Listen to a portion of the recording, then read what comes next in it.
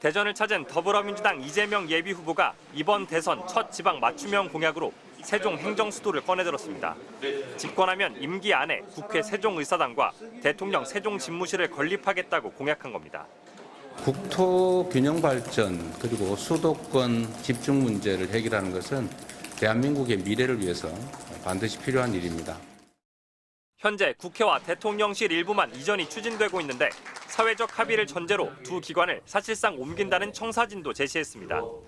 또 대전을 과학 수도로 만들고 충청을 첨단 산업벨트로 키우겠다고도 덧붙였습니다. 민주당 내 다른 주자들도 세종 행정수도 큰 그림에는 이견이 없습니다. 고향인 충북 음성 친형집에 머물며 첫 지방 행보에 나선 김동연 후보는 당선 즉시 세종 근무를 약속했습니다. 대통령실은 바로 선거 끝난 다음 날 옮겨서 근무할 수 있도록 하겠고 당연히 국회는 빠른 시간 내 이전을 할 것입니다. 대법원과 대검찰청 등 사법기관은 충북 청주로 이전하겠다며 차별화도 시도했습니다.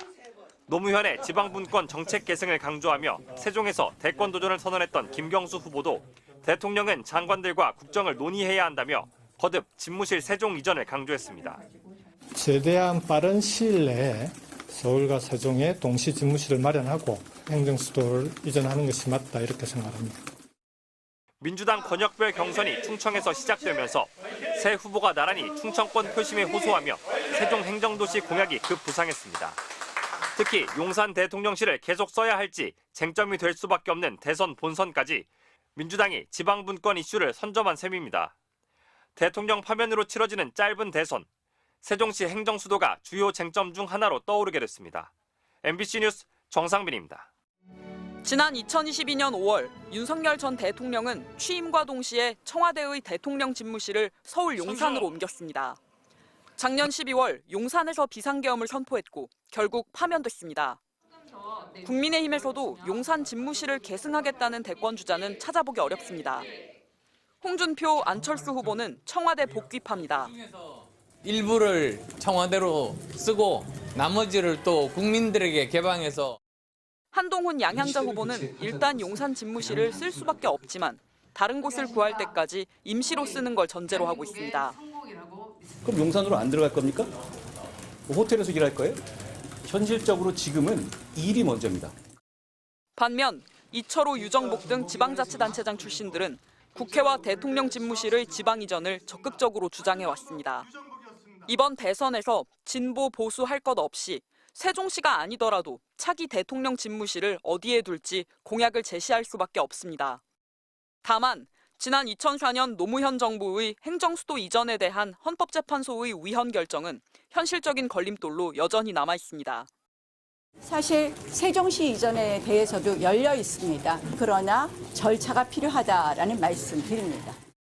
당시 헌재는 국민이 관행상 서울을 수도로 인식하고 있어 관습 헌법으로 봐야 한다며 수도 이전에는 개헌이 필요하다고 결정했습니다.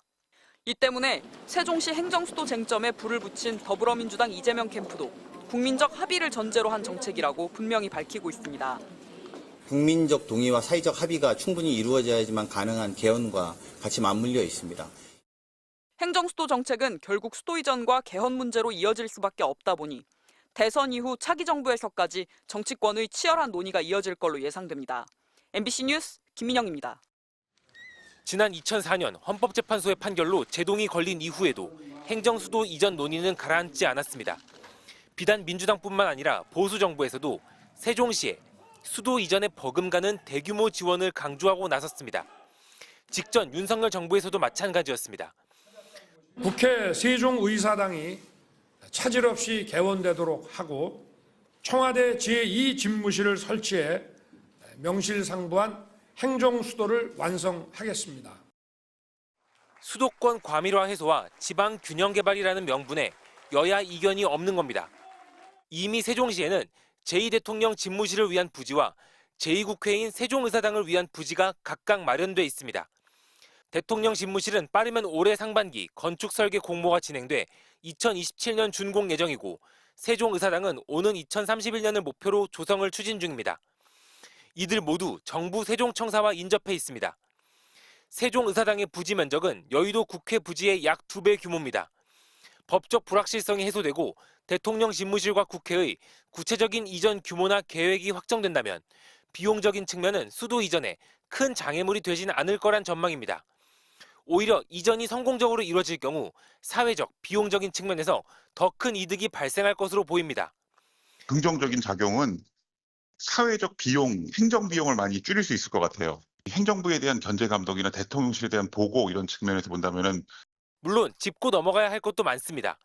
행정수도 주변의 공항을 비롯한 각종 인프라 확충도 그중 하나입니다.